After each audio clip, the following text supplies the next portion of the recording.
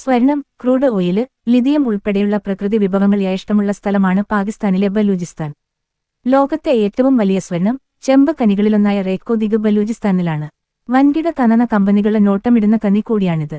Saudi Arabia ഈ ഖനി പാട്ടത്തിനെടുക്കുന്ന ചർച്ചയിലാണ് ഇന്ന് നേരത്തെ വാർത്തകളുണ്ടായിരുന്നു. കടുത്ത സാമ്പത്തിക പ്രതിസന്ധിയിലാണ് പാകിസ്ഥാന്. ഈ രാജ്യത്ത് വളരെ പിന്നാക്കം നിൽക്കുന്ന പ്രദേശമാണ് ബലൂചിസ്ഥാൻ. കോടികളുടെ പ്രകൃതി വിഭവം ഇവിടെയുണ്ടെങ്കിലും കുഴിച്ചെടുത്ത് പണമാക്കി മാറ്റാനുള്ള ശേഷി പാകിസ്ഥാനില്ല. തുടർന്നാണ് വിദേശ രാജ്യങ്ങളുടെയും കമ്പനികളുടെയും സഹായം പാകിസ്ഥാന് തേടിയത്. കനേഡിയൻ ഖനന കമ്പനിയായ ബാരിക് ഗോൾഡിനാണ് ബലൂചിസ്ഥാനിലെ സ്വർണ്ണ ഖനിയുടെ വലിയ ഓഹരി ഉടമസ്ഥയുള്ളത്. 50% ഓഹരി ഈ കമ്പനിക്കാണ്. 25% വീതം പാകിസ്ഥാന് ഫെഡറൽ സർക്കാരിനും ബലൂചിസ്ഥാൻ പ്രവിശ്യ സർക്കാരിനുമാണ്. അടിസ്ഥാന സൗകര്യമൊരുക്കി ഖനനം ആരംഭിക്കാന് ആരെ സഹായിക്കുമെന്നാണ് പാകിസ്ഥാന്റെ നോട്ടം. തുടർന്നാണ് തങ്ങളുടെ കൈവശമുള്ള 25% ഓഹരിയില് ഒരു ഭാഗം സൗദി അറേബ്യയ്ക്ക് വിറ്റാലോ എന്ന് പാകിസ്ഥാന് സർക്കാർ ആലോചിച്ചത്. ഇരു രാജ്യങ്ങളും ചർച്ച നടത്തിയെങ്കിലും ഓഹരി തുക സംബന്ധിച്ച് കാര്യത്തില് അന്തിമ ധാരണയായിട്ടില്ല. എങ്കിലും ചർച്ചകള് തുടരുന്നു എന്നാണ് വിവരം.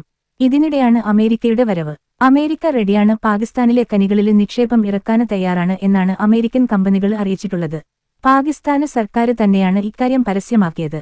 അമേരിക്കയും കാനഡയും ഉടക്കി നിൽക്കുന്ന സാഹചര്യത്തില് പാകിസ്ഥാനിലെ ഖനന ശ്രമം മുന്നോട്ടു പോകുമോ എന്ന ആശങ്ക ബാക്കിയാണ്. 13 രാജ്യങ്ങളില് സ്വർണവും ചെമ്പും ഖനനം ചെയ്യുന്ന കമ്പനിയാണ് ബാരിക് ഗോൾഡ്. നേരത്തെ പാകിസ്ഥാന് സാമ്പത്തിക സഹായം നൽകിയിരുന്ന രാജ്യമാണ് അമേരിക്ക. തീവ്രവാദികൾക്കെതിരായ പോരാട്ടത്തിന് എന്ന പേരിലായിരുന്നു പണം നൽകിയത്.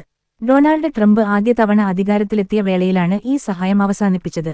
ലോകത്ത് സമാനമായ രീതിയിൽ അമേരിക്ക നൽകുന്ന എല്ലാ സഹായങ്ങളും ട്രംപ് അവസാനിപ്പിച്ചിരുന്നു. രണ്ടാം തവണ ട്രംപ് അധികാരത്തിലെത്തിയ ഉടനെ ലോകാരോഗ്യ സംഘടനയ്ക്ക് ഉൾപ്പെടെ നൽകുന്ന സഹായം നിർത്തിയിട്ടുണ്ട്. എല്ലാ രാജ്യങ്ങൾക്കും പാകിസ്ഥാനിലെ ഖനികളിൽ നോട്ടമുണ്ടെങ്കിലും സുരക്ഷാ വെല്ലുവിളിയാണ് പ്രതിസന്ധി. ബലൂചിസ്ഥാനിൽ സുരക്ഷ വളരെ കുറവാണ്. അടുത്തിടെ യാത്രാ ട്രെയിന് ആക്രമിച്ച് നിരവധി പേരെ ബലൂച്ച് തീവ്രവാദികൾ കൊലപ്പെടുത്തിയത് ലോകത്തെ ഞെട്ടിച്ചിരുന്നു. ഈ സാഹചര്യത്തില് വിദേശ കമ്പനികൾക്ക് മേഖലയില് സുഗമമായി പ്രവർത്തിക്കാന് സാധിക്കുമോ എന്ന ചോദ്യം ബാക്കിയാണ്.